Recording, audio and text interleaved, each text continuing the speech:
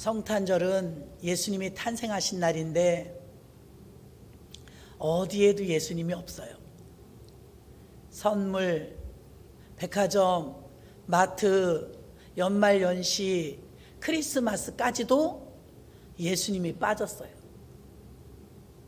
예수님 없는 크리스마스, 선물 보따리, 성탄 트리, 그리고 우리들의 주고받는 인사, 또 송년회, 각종 모임도 많지만 정작 예수는 없어요. 한 10여 년 전부터 문구점에 가도 백화점에 가도 어느 곳에 가도 성탄 카드에 예수는 없어요. 예수 빠진, 예수님의 탄생하신 날이 성탄절인데 주인공이 언제부턴가 없어요. 예수님 없는 성탄절을 얼마나 즐기고 지내는지요. 예수 믿는 우리들마저도 성탄 카드 한 장을 살 데가 없어요. 예수님하고 전혀 상관없는 선물꾸러미, 또 산타크로스 복장, 이런 것들은 난무하지만 학교 다니는 어린이들에게 물어보세요. 크리스마스가 무슨 날이냐고? 예수님의 생일인 거 모릅니다. 산타크로스의 날이라고 해요. 할아버지가 오신 날이 아니라 아기 예수가 오신 날입니다. 할렐루야. 우리는 여러분 분명히 알아야 돼요. 성탄절에 예수님이 아니 계시다면 성탄절이 아닌 것입니다. 오늘 아침에 보니까 연세중앙교회에서 성탄 트리 점등식을 앞마당에서 며칠 전에 했더라고요. 서울시청에 있는 트리보다 더 크게 만들었는데 45m? 뭐 몇 메다라고요. 하여튼 구로구 그쪽에서 다 보이도록 했다는데, 나라가 어떻게 되는지 모르지만 언제부턴가 서울시청 앞에 트리에 십자가를 못 걸게 해요. 성탄이란 말도 못 쓰게 해요. 그냥 트리만 하래요. 그 성탄 글자 빠졌죠? 십자가 빠졌죠? 그럼 일반적으로 유흥업소들 반짝거린 것과 뭐가 다릅니까? 그러니까 큰 교회에서 큰 맘 먹고 큰 돈 들여 작정을 하고 만드셨더라고요. 온 누리의 빛을 밝히기 위해서 45m짜리 큰 십자가 걸고 쭉 예수님 성탄 이렇게 썼더라고요. 저녁에 조금 보여드릴게요. 끝부분만. 너무 우람하고 벅차고 TV 아나운서 불러다가 카운트다운 해가지고 제대로 하더라고요. 그래, 저렇게 본보기가 되어야지. 구로구 전역에 그 궁동이거든요. 모든 사람들이 볼 수 있도록 높이 만들었대요. 감격적이더라고요. 예수 그리스도가 이 땅에 오셔서 다시 오신다고 약속하셨는데, 다시 오실 때는 전 세계인이 보이게 그렇게 오시는 줄로 믿습니다. 예수님이 오시는데 이것 빠지고 저것 빠지고, 이제 예수 빠진 크리스마스, 예수 빠진 성탄절. 아니, 예수님 생일인데 나 선물 뭐 해줄 거야? 너 선물 뭐 받았니? 여러분, 우리 생일이 아니잖아요. 주님의 탄생일인데 우리끼리 난리예요. 예수님이 빠졌단 말입니다. 이번 성탄절은 예수님을 기다리는 절기가 되시기를 주의 이름으로 축원합니다. 오늘 천사들이 좋은 소식과 큰 기쁨의 좋은 소식이라고 했어요. 일반적으로 여러분은 어떤 소식을 들었을 때 가장 기쁜가요? 물론 이 세상에서도 기쁜 소식을 자주 듣습니다. 우리나라적으로는 8.15 광복의 소식을 들었을 때 굉장히 기뻤을 거예요. 2002년도 월드컵 때 4강 진출할 때 전 국민이 떠들썩하도록 박수치고 빨간 옷 입고 뛰어나왔던 것 기억하지요? 그때도 기뻤어요. 그런데 8.15 광복절 때는요, 장애가 아니신 분들은 다 태극기를 들고 밖으로 나왔대요. 집에 있을 수가 없었던 것이죠. 너무 기뻐서. 나라 하나가 해방되는데도 얼마나 기쁜지 다 태극기를 들고 나왔대요. 우리나라의 한국의 슈바이처로 불리는 장기려 박사님이란 분은요, 팔순 잔치를 하시면서 자기 생에 가장 기뻤던 일을 세 가지를 말씀하시더라고요. 뭐라고 하냐면 첫 번째는 첫 아들을 낳았을 때 그렇게 기뻤대요.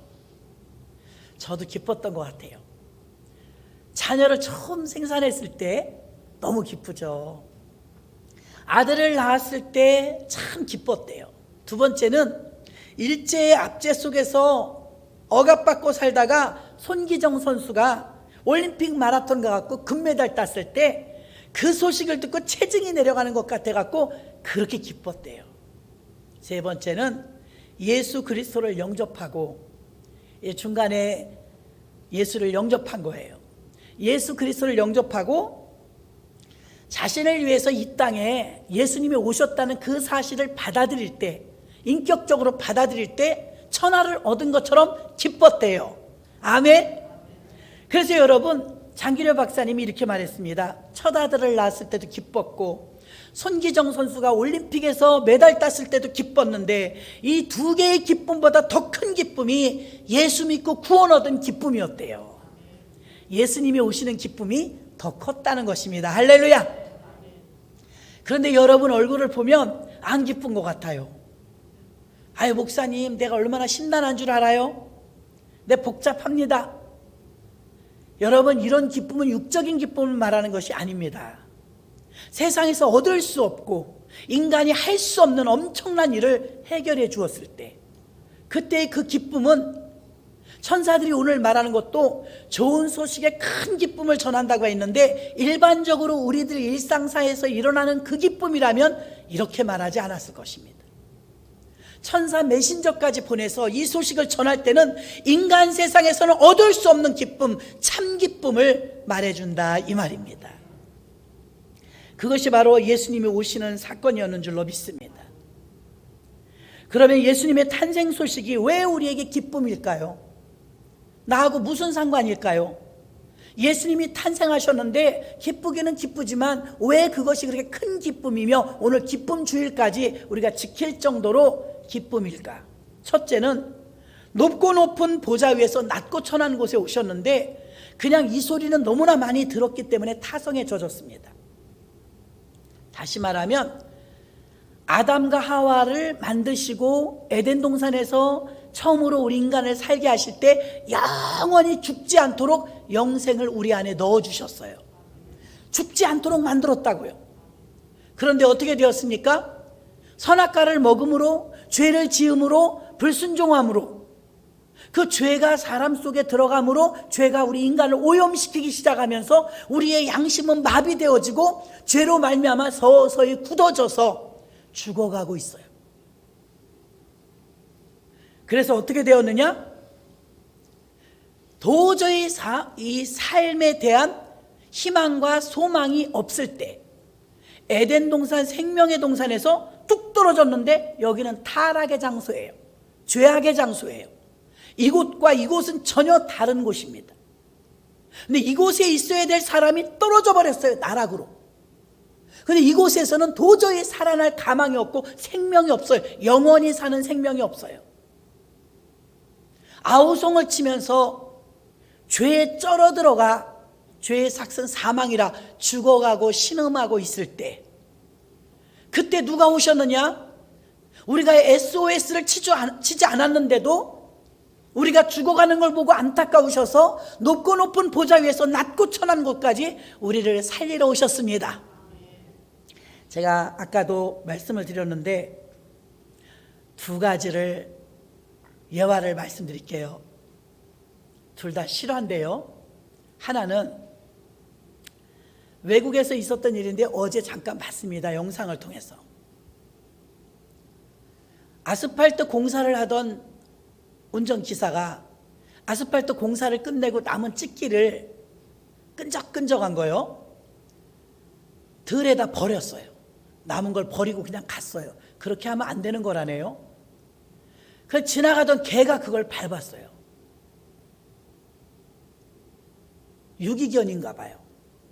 근데 개가 밟았는데 이 끈적거리잖아요. 개의 힘으로 발버둥을 치다가 그 조그마한 웅덩이에 점점 더 빠져들어간 거예요. 보는데 너무 안타깝더라고요.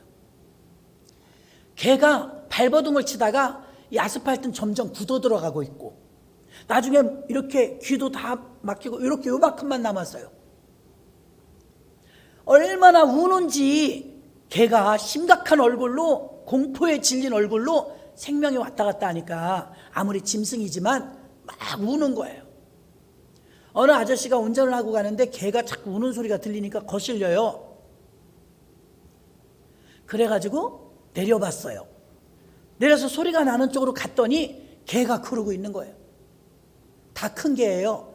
아무리 개고 말 못하는 짐승이지만 아저씨가 너무 놀란 거죠. 지나가던 아저씨가. 그래가지고 그걸 잡아 끌으려고 지나가는 사람까지 불러가지고 몇 명이서 머리를 붙잡고 몸을 이쪽으로 잡아 끄는데 이 몸이 찢어질 것 같아요. 벌써 굳어갖고 안 빠져나오는 거예요. 하체가 굳은 거예요. 이거 좀 더 있으면 더 굳어서 이제 숨이 끊기겠죠. 너무 안타까워가지고 아무리 노력을 해도 안 되니까 구조대를 불렀어요. 우리나라로 말하면 119. 구조대를 불렀더니 구조대가 왔는데 구조복 입은 사람들도 이걸 못 꺼내는 거예요. 굳어갖고 잘못하면 죽겠는 거예요. 큰일 난 거죠. 그래갖고 장비를 불렀어요. 포크레인이 왔어요. 와가지고 포크레인이 그 밑에 흙까지 판 거예요. 흙까지 퍼 올려갖고 겁에 잔뜩 질린 개는 계속 울어요. 자기를 도와주는지 그래도 아는지 반항할 수도 없죠. 그래갖고 깊게 파가지고 어떻게 막 흔들어가지고 포크레인 기사가 잘하더라고요. 옆으로 놨는데 덩어리채 막 나오잖아요. 동물병원을 간 거예요. 동물병원 가갖고 씻어내고 잘라내고 개를 뽑아내는데 2시간 걸려. 세척하는데 2시간 걸려가지고 개를 진정시키는데 눈이요, 그 겁에 질린 눈 있죠. 아, 불쌍하대요. 울면서 울면서 계속 눈에 겁에 질려가지고 곧 죽을 것 같으니까 그 주사 놔주고 이렇게 하고서 살렸는데 몇 시간 지나니까 좀 깨송깨송 살아나더라고요. 그러니까 다 그냥 박수를 치고 살렸다고. 그러면서 그 나레이터가 그렇게 말해요. 이 개가 지금 얼마나 고맙겠습니까? 여러분도 동의하십니까? 얼마나 고맙겠어요. 개가 말은 못하고 전달은 안 되지만 내 생명을 살려주셔서 고맙습니다 그러지 않겠습니까? 저는 그걸 보면서 저도 감동을 받았는데, 그걸 보면서 겹치는 게 있었어요. 우리가 저렇지 죄로 말미암아 옴짝달싹 못하고 내 힘으로 불가항력적인 이 사망 권세에 덫에 걸려있는 우리들, 나이가 점점 먹어가면서 굳어 들어가는 거 아니에요? 죽어가는 거 아니에요? 내 힘으로는 이걸 벗어날 수도 없고 살 수도 없고 영생을 얻을 수도 없어요. 근데 가만 놔두면 이 사람들이 막 안타까워갖고 개를 살려주려고 했던 그 마음처럼 하늘에서 보시는 하나님과 예수님이 안타깝지 않으셨겠어요? 우리 만드셨는데, 지으셨는데, 그러니까 어쩔 수 없이 독생자 예수님을 보내셔서 우리를 살리신 겁니다. 아멘. 우리 얼마나 고마워야 되겠어요? 개에 비유하겠어요? 감사하십니까? 예전에 17, 18 먹은 아가씨가 외국인인데 한국에 돈 벌러 들어왔어요. 취업으로 들어왔는데 금방 4년이 지나 불법 체류가 됐어요. 불법 체류가 되니까 맨 도망 다니고 월급이 70만 원인가 뭐 얼마를 받았다고 해요. 그런데 외국인과 외국인끼리 회사에서 만나가지고 어쩌다가 결혼식도 못했는데 아기를 하나 낳았어요. 그러니까 이 아이는 국적이 2개죠. 엄마 국적, 아빠 국적이 달라요. 근데 이 아이가 호적이 없는 거예요. 불법 체류자들 속에서 낳았기 때문에. 호적이 없는데 아기가 너무 못 먹어가지고 어머니가 나이는 어린데 외국에서 돈 벌러 왔는데 이제 아기가 이제 좀 발목을 잡는 거죠. 아기도 봐야 되죠. 아기 맡기는 곳에 주니까 월급 70만 원 받는데 25만 원에 아기를 맡겼어요. 아가방에다가.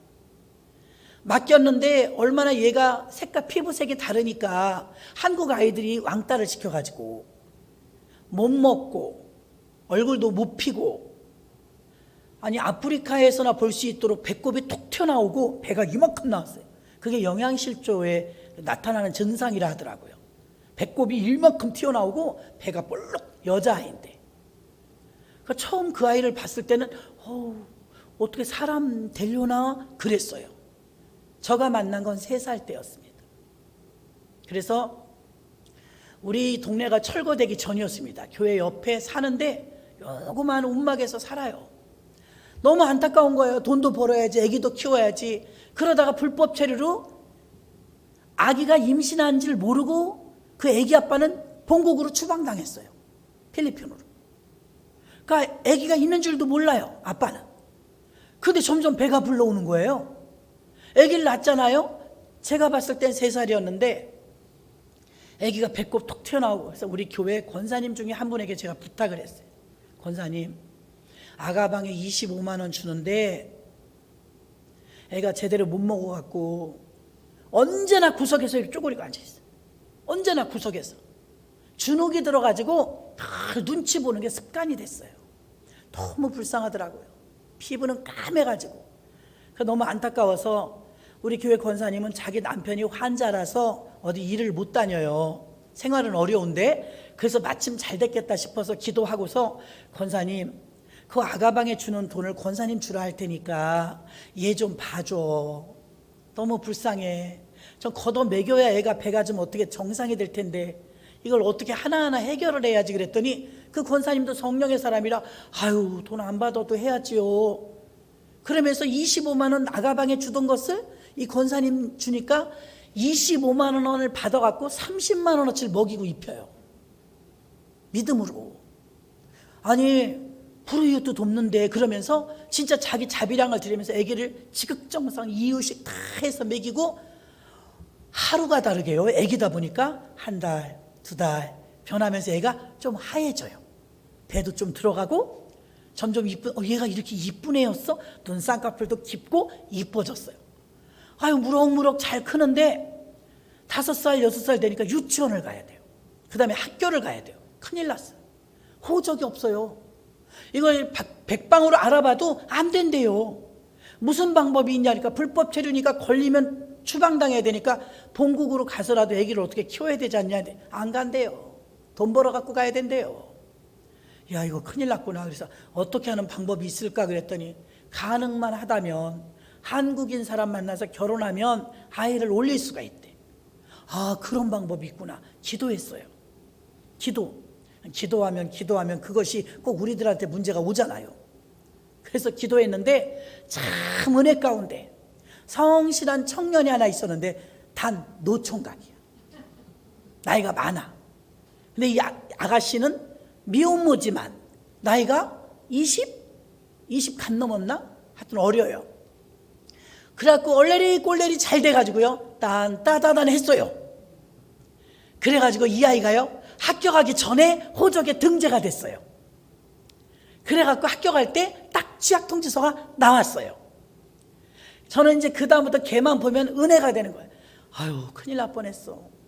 제 호적이 없어갖고 큰일 날 뻔했어. 나름대로 보람이라 할까요? 야, 제가 사람 구실할 수 있게 되었으니 얼마나 감사해. 얼마나 감사해. 그러니까 쳐다보면 은혜고, 무럭무럭 크는 거 보면 은혜예요. 그 아이도 은혜라고 생각할까요? 아니요. 그 아이는 무럭무럭 컸어요. 세상에 나갔어요. 교회 아직도 돌아오지 않아요. 근데 어때요? 고마운 생각 1도 없어요.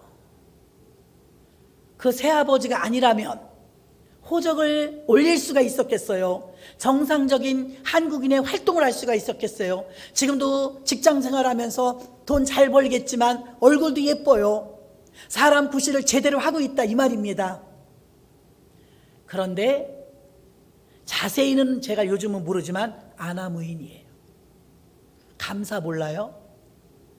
무슨 생각을 해요?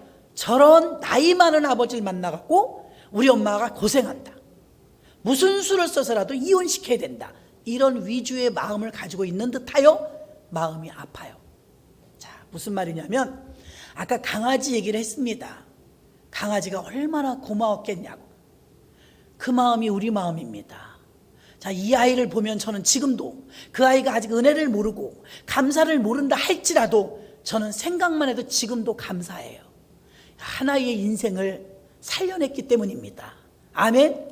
하나의 인생이 저버려버릴 그런 인생을, 어떻게 살지도 모르는, 병원 하나도 갈 수 없었던, 유치원 학교도 갈 수 없었던 한 인생을 그 아버지와 어머니가 결혼함으로 인해서 건져준 거예요. 그 아이나 그 강아지나 우리 모습과 똑같아요.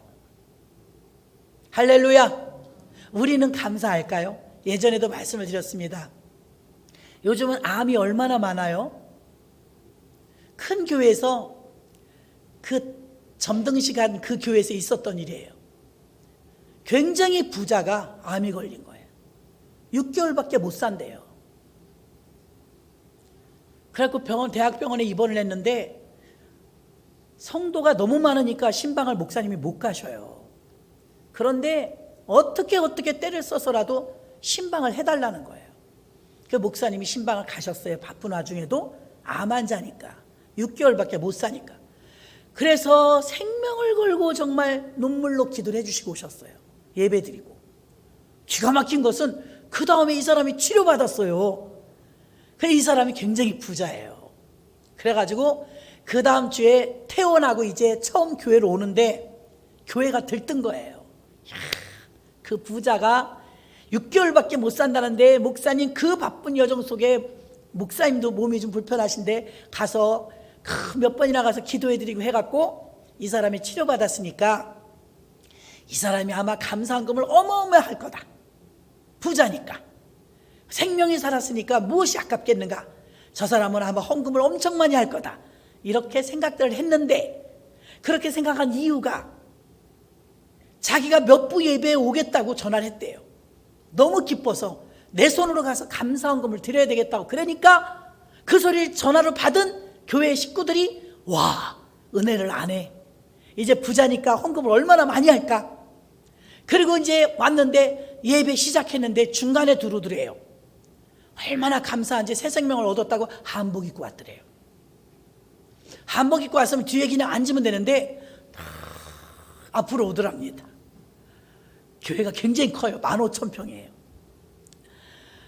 그럼 뒤에 앉으면 사람들이, 모르는 사람은 몰랐을 텐데 다 보는데 가운데로 가서 앞에 가서 자기는 좋아서 그러는 거예요. 이제 치료받았으니까. 죽은 줄 알았는데 병원에서 다시 나와서 한복 입고 예배드리게 됐으니 얼마나 감사하겠어요. 다 그렇게 좋게 생각했어요. 예배를 드리고 났는데 다 재정부에 관심이 있었던 거예요. 그 사람이 얼마 헌금을 했을까 관심이 있었대요. 재정부가 발칵 뒤집혔대요. 그리고 거기까지 들었을 때 우리는 어마어마 많이 했나 보다. 5만 원 했더랍니다. 5만 원. 그러니까 이 목사님이 굉장히 영적이세요. 재정부에서 헌금 다 계속 끝나고 가가지고 목사님 볼멘 소리를 하신 거예요. 아니 소문이나 내지 말던가. 몇 부 예배에 와가지고 하나님께 헌금 드리러 온다고 한복 입고 그렇게 난리치고 탤런트처럼 돌아가지고 세상에 500도 아니고 5천도 아니고 그 집 재력으로 봐갖고는 5억을 해도 세상에 될 것 같은데 5만 원 했어요. 목사님 이건 토픽에 날 일이에요. 아니 다음에 다시 한다는 얘기 없었어요? 목사님 가만히 듣고 계시더래. 힘 빠져요. 목사님 어떻게 사람이 저렇게 뻔뻔하대요? 그렇게 소문을 내고 5만 원 헌금해요? 암에서 6개월밖에 못 산다는데 암이 치료받았으면 감사하게 세상에 전 재산을 드려도 아깝지 않을 텐데 5만 원 했어요. 팍 떠들으니까 목사님이 가만 듣고 있다가 그래서 어쨌다는 거요? 목사님이 그랬대요. 아유 너무 작다고요. 네가 뭔데 하나님이냐? 작다 크다 하냐? 그러면서 그 목사님이 이렇게 말씀하셨어요. 그 사람이 암 걸려서 6개월밖에 못 산다는 거 다 알아. 교회 뉴스에 나와서. 그리고 치료받아서 이제는 새 생명 얻었다는 것도 다 알아. 그럼 암 걸렸다 치료받으면 헌금 많이 해야 되는 거예요? 목사님이 그러니까 아니 그럼 소문을 내지 말든가요? 왜 온다고 그래가지고서 5만 원을 헌금해요? 자기 목숨값이 5만 원밖에 안 돼요? 그러니까 너 말 잘했다. 암 걸려서 죽기 직전에 살려줘서 하나님 감사해갖고 5만 원 감사한금 했는데 넌 오늘 얼마 했냐? 가만히 있더래. 자기네 주일 헌금만 한 거예요. 너 오늘 헌금 얼마 했냐? 하고 왜 그러세요? 그러니까 뭐라 그러냐면 목사님이 암이 걸렸다 치료받아가지고 감사해서 5만 원 드렸으면 그걸로 끝나는 거지. 너는 암이 안 걸렸는데 오늘 감사한금 얼마 있냐? 5만 원도 못했지. 극적극적 하는 거예요. 그럼 암 걸렸다 치료받은 사람이 감사하냐? 암 안 걸린 사람이 감사하냐? 그러니까 네? 그렇죠. 암 안 걸린 사람이 감사하죠. 그러니까 너는 더 많이 해야지. 암 걸린 사람이 5만 원 감사한 거면 왜 형을 봐? 암 안 걸렸으면 더 감사해야지. 아이 목사님은 그랬다는 일화가 있어요. 맞잖아요 여러분. 감사하십니까? 제가 볼 땐 그 아이는 효도해야 되고 감사해야 되고 주님 떠나면 안 돼요. 다 교회 통해서 은혜 받았으니까. 근데 떠났어요? 부모에게 감사 안 해요. 그 개는요 기대도 안 해요. 우리가 개가 우리한테 뭐 해줄 수 있는 게 없으니까. 개는 트라우마는 생겼겠지만 죽을 뻔하다 살은 거 알아요. 고마운 마음 개도 알 거예요. 저와 여러분은 억만채 가운데서 죽어가는 사망 가운데서 건져주셨는데 우리는 정말 뼈저리게 감사하나요? 아까 찬양하는데 뭉클하더라고요. 그 찬양 중에 나를 지으신 이가 하나님, 나를 부르신 이가 하나님, 세 가지 나오죠. 나를 지으신 이가 하나님. 나 두려움 없이 그 땅을 밟으면, 저는 거기서 그 대목에서 깨진 경험이 있어요. 제 경험이지만 옛날에 아이들이 초등학교 들어갔나 안 들어갔나 할 때예요. 얼마나 성령 충만했는지 거의 미쳐서 살았어요. 하루에 13집씩 신방 다니면서 기뻐서 발이 땅에 닿는 줄 몰랐어요. 얼마나 감사하고 얼마나 기쁜지. 내 생명을 다 드려도 아깝지가 않았어요. 미친 듯이 예수에 미쳐 있었어요. 무엇을 다 드려도 아깝지가 않았어요. 근데 꿈인지 환상인지 오해 없이 들으시기 바랍니다. 일본의 여자들이 무릎을 딱 꿇고 문 이렇게 열어주고 양쪽으로 열어주는 미닫이 문 있죠. 또 우리나라 사극에 보면 내시들이 임금님 문 이렇게 여는 거 있죠. 꿈인지 환상인지 제가 성령 충만했는데 젖어 있을 때였어요. 그런 문 같은 게 내 앞에 딱 있는 거예요. 근데 문이 확 이렇게 열려요. 이게 무슨 문이지? 저 안에 어디지? 했더니 천국이다. 그래요? 나 입신하나? 내가 충만하니까 입신하나? 그랬어요. 천국 갔다 오려나? 30대 초반이에요. 근데 문이 샥 열리면서 천국이다. 그래요. 천국 들어가는 문이래요. 저 들어가라고요? 그러니까 나한테 맡기는 것 같아요. 들어가든지 말든지 내 마음이에요. 근데 문이 샥 열렸는데 발을 너무 기뻐가지고 저희가 천국이에요? 얼른 가야지. 발을 딱 들여놓으려고 하는데 정신이 번쩍 나는 거예요. 무슨 정신? 이성이 살아났어요. 순간 무슨 생각이 드냐면 이게 꿈인지 진짜인지는 모르지만 저 혼자 생각해. 만약에 내가 지금 이 발을 디디고 저 안에 들어가면 나는 좋지. 천국 가니까. 근데 혹시 이게 진짜 죽는 거 아니야? 세상에서는 죽으면 그때 애들이 생각나는 거예요. 남편은 어떡하지? 애는 어떡하지? 애들이 너무 어린데? 그래서 발을 이렇게 들여놓다가 다시 집어넣고서 주님, 아직은 안 돼요. 애들이 좀 커야지요. 저 다 누가 길러요? 내가 지금 이 천국문을 들어가면 죽는 건지 사는 건지 경험만 하는 건지는 몰라요. 근데 순간 무슨 생각이 드냐면 이게 나는 천국으로 들어가면 이게 죽는 게 아닌가?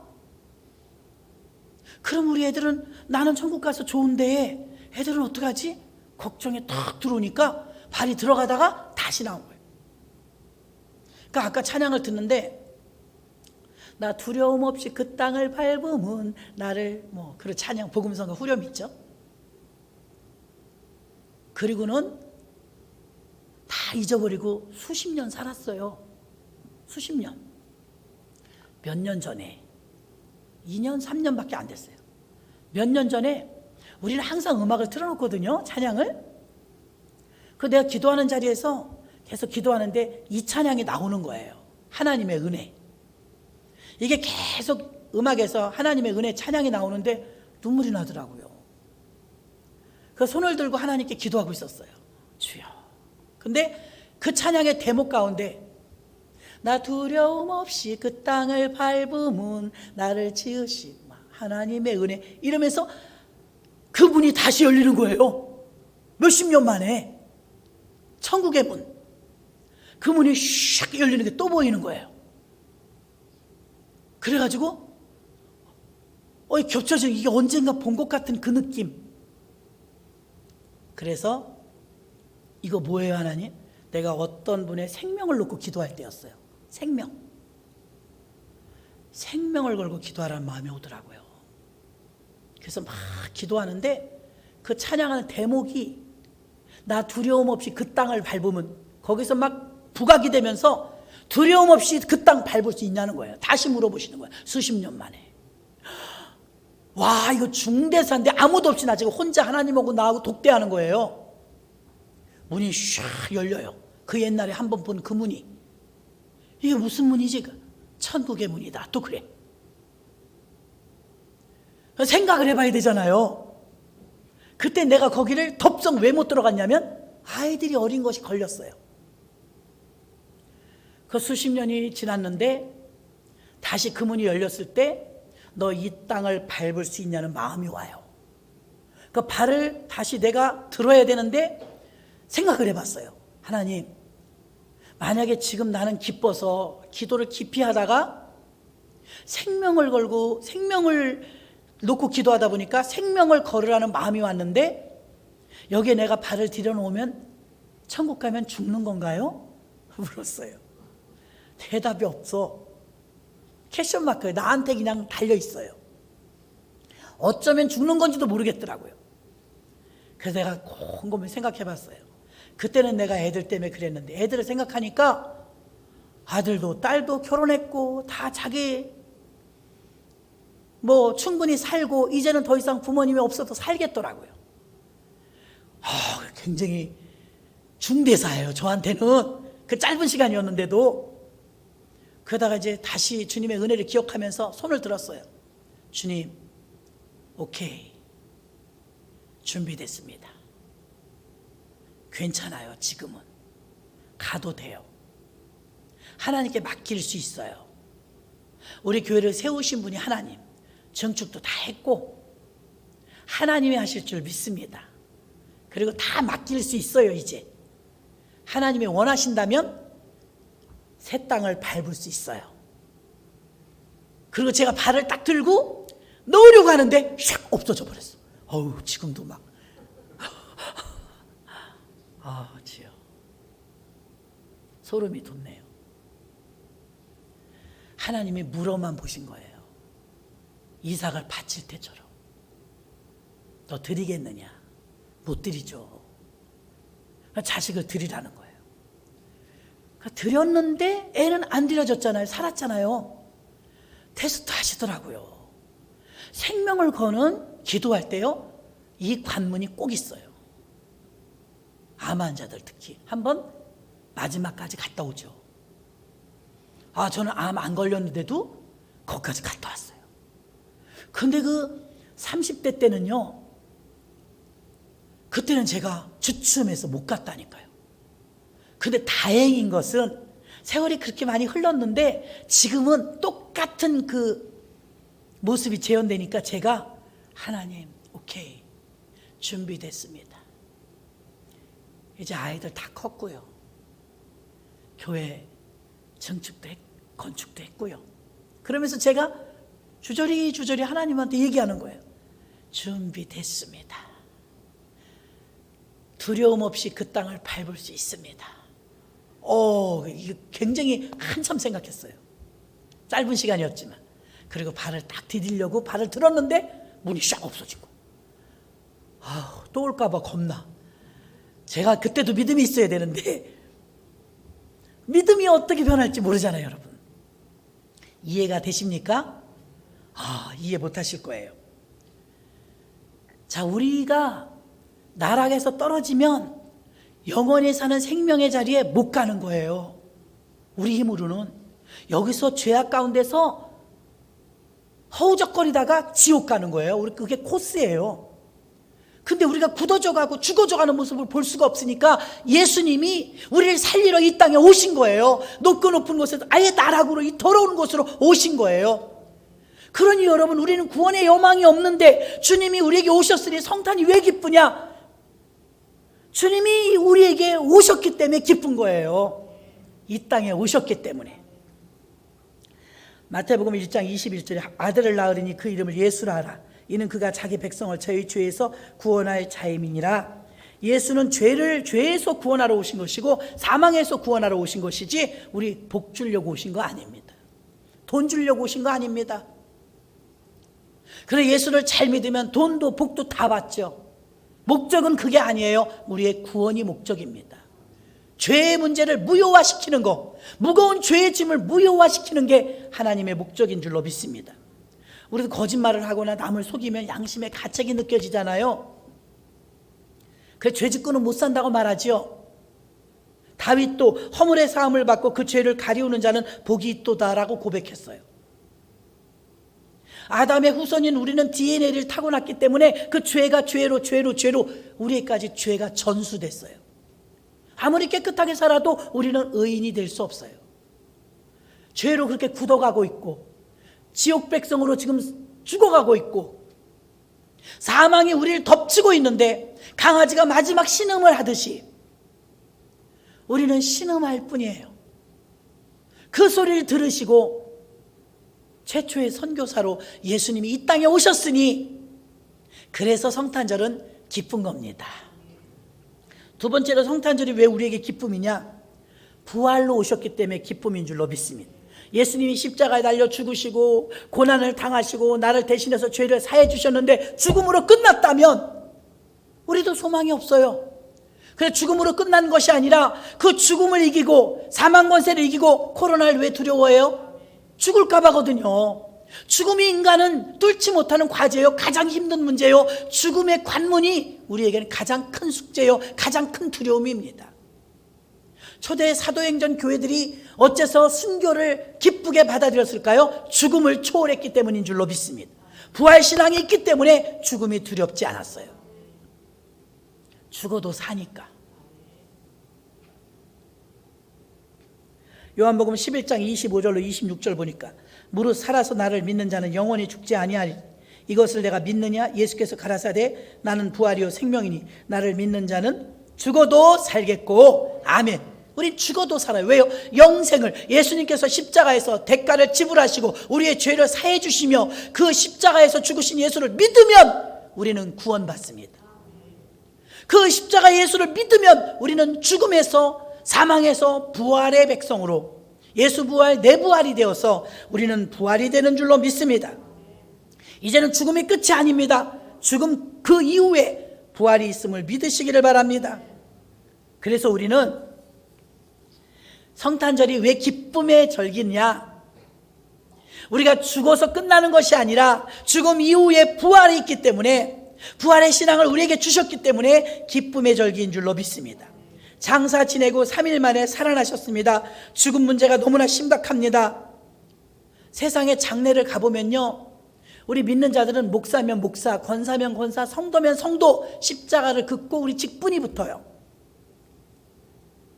그런데 묘비를 보면 국회의원도 동네 이장을 지내도 부녀회장을 지내도 묘비에 라이온스 클럽 회장을 해도 묘비에 안 써져요. 교회 직분은 묘비에 올라가요. 그대로 가지고 올라가니까. 아멘? 그런데요, 불신자들 장례식 많이 가보셨죠? 망자, 망자라고 써 있어요. 망한 거예요. 망한 인생이에요. 예수 믿지 않고 죽으면 죽어도 사는 게 아니라 죽어도 죽어요. 죽어도 지옥이에요. 믿습니까? 망해버린 인생이에요. 그래서 예수 믿지 않는 사람의 임종을 보면 고통스러운 걸 볼 수가 없어요. 얼마나 악을 쓰고 발악을 하고 시퍼래지는지 몰라요. 착하게 살았어도 소용없어요. 이 세상에서 명예를 가지고 있었어도 소용없어요. 어쩔 수 없이 예수 믿지 않으면 망해버려 망자라고 쓰는 거예요. 근데 교회를 얼레리 꼴레리처럼 다녔어도요, 자기 딴엔 나이롱처럼 다녔어도요, 예수 믿는 믿음이 이 안에 있다면 그 사람은 죽어도 살아요. 그래서 성도 아무개, 권사 아무개 이렇게 묘비에 올라가는 거예요. 우리는 망한 인생이 아니라 흥한 인생인 줄로 믿습니다. 소크라테스도 죽었습니다. 철학자였죠. 영웅이었던 알렉산더도 죽었습니다. 공자도 죽었습니다. 맹자도 석가도 죽었습니다. 신은 죽었다고 외쳤던 무신론자 니체도 죽음 앞에서는 아무 소리 하지 못했습니다. 누구도 사망권세 앞에서는 인간은 그저 힘없는 존재일 뿐인 것입니다. 이 땅의 부활로, 우리에게 부활로 죽음을 두려워하지 않도록 죽음이 끝이 아니라는 걸 알려주신 분은 우리가 가장 두려워하는 무덤까지 들어가셔서 그 어둠에서 밝은 빛으로 나오신 부활의 예수밖에 없는 줄로 믿습니다. 그래서 성탄절은 우리한테 기쁜 날인 거예요.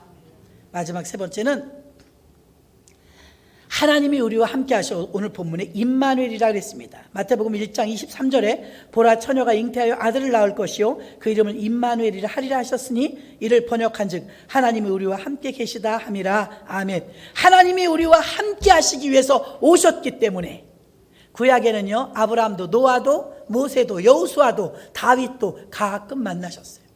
또 구약에는 어떤 특정한 인물들만 하나님을 만났어요. 그것도 음성만 들었죠.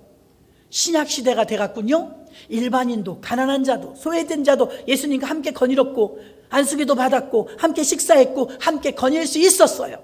구약보다는 한결 나아졌지만 동행할 수 있었지만 이게 또 한계가 있어요. 이스라엘, 또 예수님이 운행하셨던 지역을 벗어나서 전 세계인에게는 오실 수가 없었어요. 그것이 또 한계였었죠. 그러나 예수님께서 부활 승천하시고 올라가시고 우리에게 보혜사 성령을 내려보내 주셨는데, 보혜사 성령은 제3위의 하나님이요 보혜사 성령은 지금 우리와도 함께 하셔서 영원토록 함께 한다고 임마누엘을 보장하시고 약속하신 줄 믿습니다.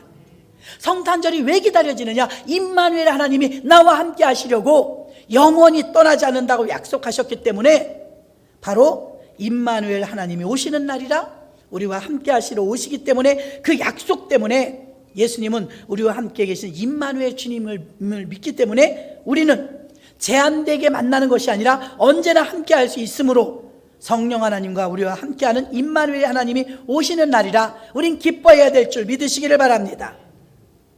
마태복음 28장 20절에 보니까 내가 너희에게 분부한 모든 것을 가르쳐 지키게 하라.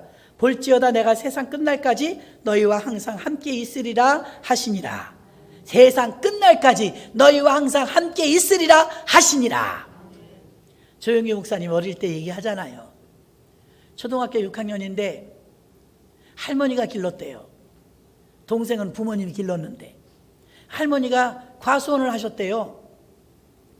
근데 동네에서 아이들하고 같이 살면 좋은데 과수원이라 산이라 동네에서 친구들하고 왁작지껄 있다가 학교 끝나고 이 산을 건너가야 과수원 할머니 집이라서 사실은 자기가 속으로 그 과수원까지 가는 그 등성을 넘을 때 무덤이 있어갖고 무서웠대요. 근데 그 남자가 무섭다고 말할 수 없어서 초등학교 6학년 때 할머니한테 나 학교 안 다닐래, 학교 가기 싫어, 그런 거예요. 할머니가 자꾸 이제 물어본 거예요.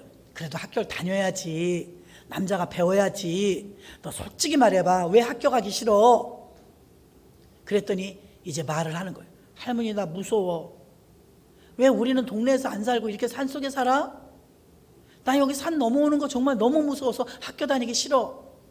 나 그래서 학교 가기 싫어. 그러더랍니다. 할머니가 궁리를 하는 거예요. 그럼 용기야, 할머니가 학교 갈 때 등산 넘어주고 너 학교 갔다 올 시간에 등산 넘어가 있을게. 등산 넘어가 있어서 너 여기까지 데려오면 되지? 동네까지는 애들하고 오고. 진짜야? 그러더래요. 그래. 할머니는 꼬부랑 할머니 지팡이를 짚었대요. 그래서 학교 갈 때 그 등산을 넘어주고 학교 올 때 미리 할머니가 가 있어갖고 다시 언덕을 건너왔대요. 어느 날 학교 끝나고 왔는데 할머니가 안 와 계신 거예요. 불안한 거예요. 할머니가 와야 같이 넘어갈 텐데 할머니가 안 오신 거예요. 저쪽에서 소리가 들려. 할머니가 일하시다 늦은 거야.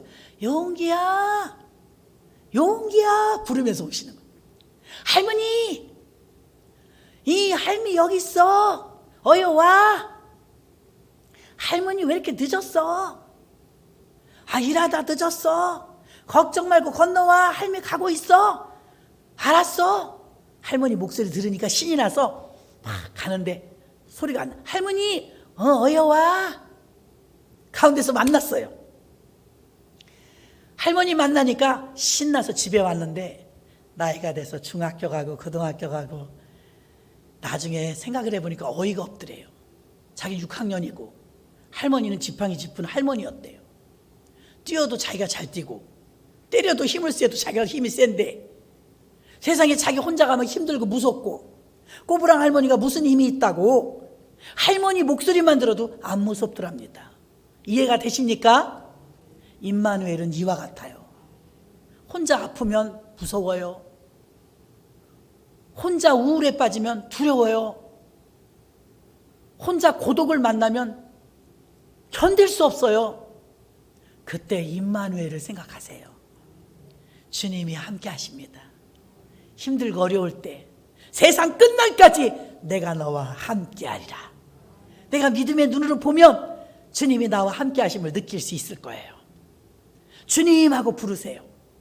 임마누엘이 하나님이 우리 세상 끝날까지 우리와 동행하시니 두려워하지 말고 놀라지 말고 주님과 동행하시는 우리 삶이 되시기를 주의 이름으로 축원합니다. 고난의 자리에도 병실에도 슬픔의 자리에도 피곤의 자리에도 고독의 자리에도 어디에서도 임마누엘 하나님은 나와 함께 하십니다. 임마누엘 하나님께서 이 성탄절은 우리에게 큰 기쁨을 주러 오셨는데 왜 복된 날이냐? 우리의 죄를 구원할 구주 예수님이 탄생하신 날이며 왜 기쁜 날이냐? 우리 힘으로 해결할 수 없는 나 점점 굳어져 가고 사망으로 죽어져 가고 있는데 죄가 나를 덮쳐서 완전 마비되어져 가고 있는데 예수님이 나를 보다 못해 구하러 오신 날이에요. 어찌하니 기다리겠습니까? 그 강아지가 구조하는 사람들이 왔을 때 얼마나 기뻤겠어요. 하나의 인생이 이름도 없이 살 뻔한 무엇도 할 수 없는 꼼짝달싹할 수 없고 학원도 학교도 갈 수 없는 인생이었지만 나는 그 아이를 쳐다보면 내가 저 아이 같구나. 예수님이 우리를 접붙여 주지 않았으면 하나님 아버지를 양자로 아바 아버지라 부를 수 없었다면 나는 사생자다. 나는 아무것도 할 수 없다. 그런데 예수님 때문에 그 아이는 그 엄마 때문에 엄마가 다리 나져서 아빠가 생기는 바람에 얜 자동으로 한국인이 되어서 학교 가고 다 누리고 삽니다. 할렐루야. 우리도 예수 그리스도의 피로 다 누리고 삽니다. 아멘. 그 구원의 은혜를 잊지 마시고 부활이여 생명으로 오신 예수님 십자가로 죽으셔서 끝났다면 다른 종교랑 별로 차별되지 않습니다. 그러나 인간이 마지막 가기 힘들고 무서워했던 무덤, 그 무덤까지 들어가셔서 우리의 그 두려움을 없애주시려고 그 안에 들어가셔서 밝은 빛으로 나오셔서 승리하셨으니 그 예수님을 내 안에 모시고 사는 사람은 그 땅을 밟는 게 두렵지 않아요. 순교를 해도 두렵지 않아요. 왜요? 주님이 영원한 생명을 주셨으니까. 할렐루야. 그래서 가장 부러운 분은 어떤 분이 사명 다 감당하시고 편안하게 유언하고 눈 감는 분들. 복입니다. 복. 할렐루야. 하나님이 우리와 영원히 함께 하십니다. 세상 끝날까지 함께 하시고 장차 우리를 천국으로 인도하시기 때문에 영원히 함께 하십니다. 이 세상에 어느 분이 영원히 우리를 책임집니까? 부모도 어느 정도까지는 책임지다 책임 못 집니다. 여러분, 우리 이 세상 속에서 우리를 끝까지 책임질 수 있는 유일한 분은 임마누엘 하나님이십니다. 그래서 그 성탄절을 그 주님이 나를 위해 오시니까 환영하고 집중하고 감사하고 주님 앞에 기다리는 마음으로 맞이하시는 성탄절 되시기를 주님의 이름으로 축원합니다.